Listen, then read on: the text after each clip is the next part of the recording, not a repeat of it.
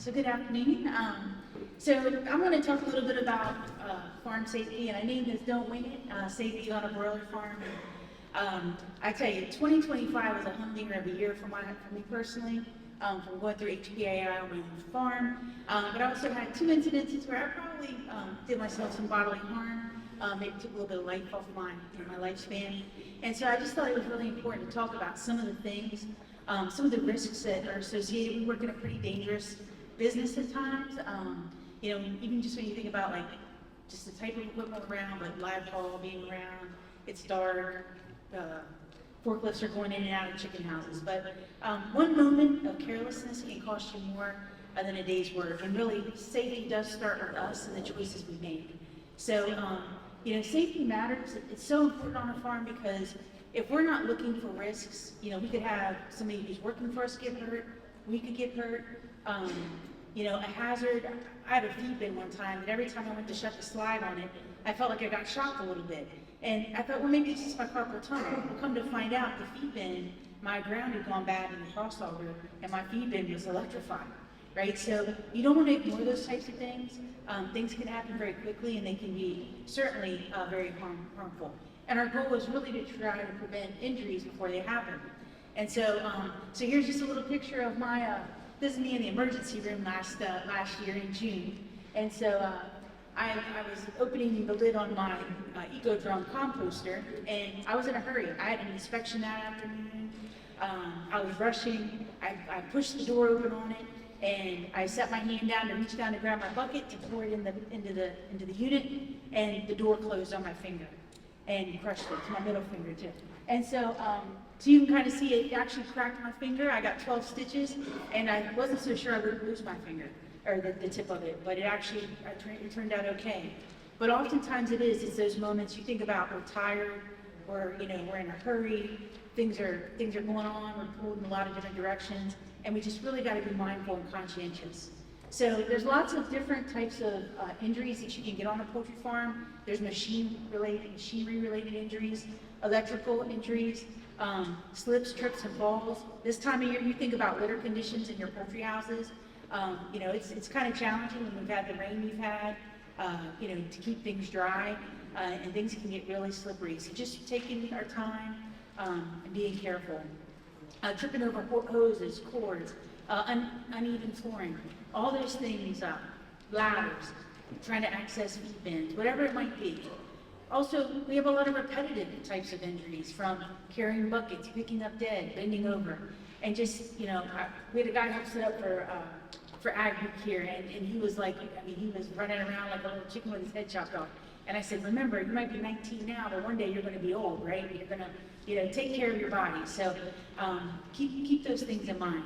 Also think about dust, the amount of things that we inhale, and the steps we can do to protect our respiratory systems, since we have to live with our lungs for a lifetime. Burns, there's different chemicals that we sometimes are mixing up or putting into the chicken houses, and those things can also be harmful to us as well. Eye injuries, anybody ever go to pick up a chicken and now the chicken kicks up some chicken manure and you're like, oh, something got me in my eye. So all those things, cumulatively, we really want to be thinking about in the risks that we take.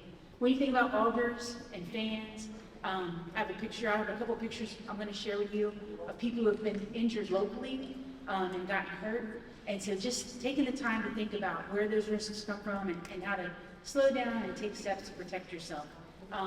Different safety practices, making sure you're turning the power off before you mess with an auger or before you mess with a fan. Electrical safety, do you have wires exposed? Is your ground going bad? All these are things that are places that we can get hurt pretty severely, pretty quick. And sometimes when we're just trying to save 30 seconds of time, right? I'll give you a good example. Let's say you go out to your feed bin, feed's not flowing through the bottom, and I've been guilty of this. You take the bottom off, you take a screwdriver in there, the crossover's turning, right? Those few moments you save could cost you dearly, and it's just taking the time to do that. Hazards of fingers getting crushed.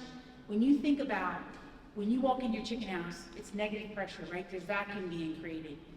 And I'm sure any of you have been around a farm long enough, you've walked in and had one door slam shut. As you open one, you've had it close on your leg. I had somebody helping me out one time, and their finger the door closed, as their finger reached for the door, and the plunger of the knob cut the tip of their finger off. And so, of course, you might have to say, we don't want to hang out with you, right? But, these things happen, and they can happen quickly, and we don't want to see people get hurt.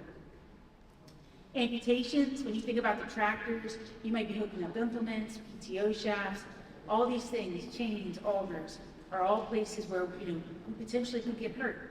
And again, staying very conscientious, staying aware, sometimes slowing down when that's the last thing we really have time for, can save us in the long run. So some of the things that I think are a little unique to us, right, is you think about drills, right? We use a drill to put up feeders. We use a drill to put up augers.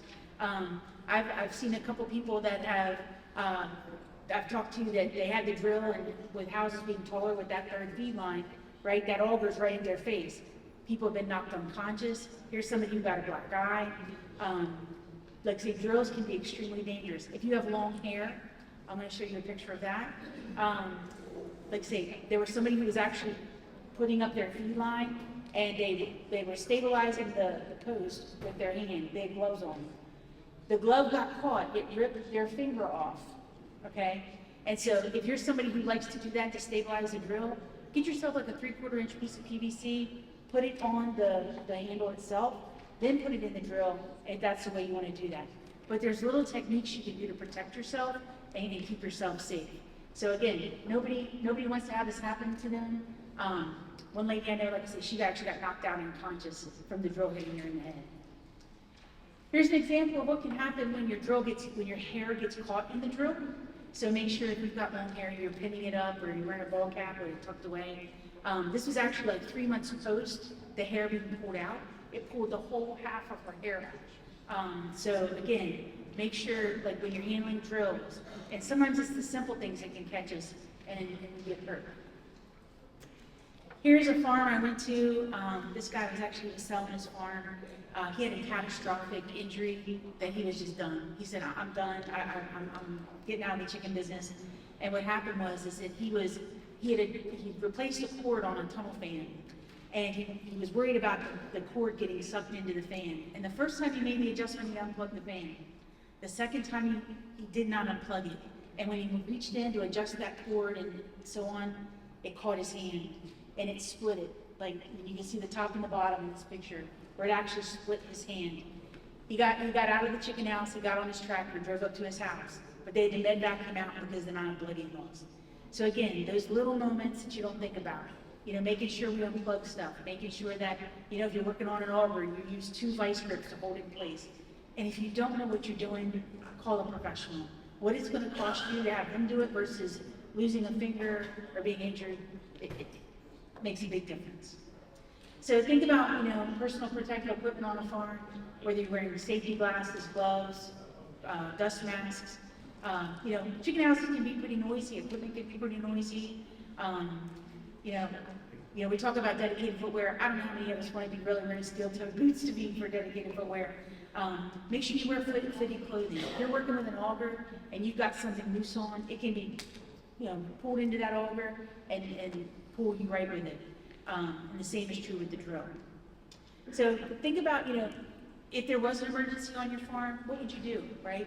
Who would you call? Make sure you have first aid kits around. Make sure they're accessible. Do you have somebody who's going to check on you every couple hours if you're working out there alone? Because oftentimes we are working by ourselves. Make sure that people know how to shut off the equipment, know where to turn off the gas, know where to turn off the power.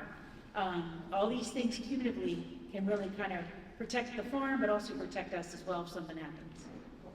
And so really our key takeaways is that safety starts with awareness. It starts with being, conscientious about what we're doing. We want to make sure we communicate with the people around us about what's going on. The last thing we want to do is go in and turn a breaker off, right? You're working on something, and then somebody comes in behind you and just says, oh, I'm going to just turn this breaker back on. So you want to make sure it's very clear that something's going on in that moment with that piece of equipment. Make sure to keep guards and shields in place. Make sure you wear the right PPE. And again, really try to be looking for hazards so that you can prevent them before you actually get harmed by one of those. So again, safety is something that's so critically important, and it can change your life just like that. And so we really want to take steps to protect ourselves, be conscientious, be aware, you know, hair grows back, you know, a finger that's gone is gone, you know, if it's something more catastrophic, you're not replaceable. So make sure you take the time to, you know, take care of yourself and be aware of that. So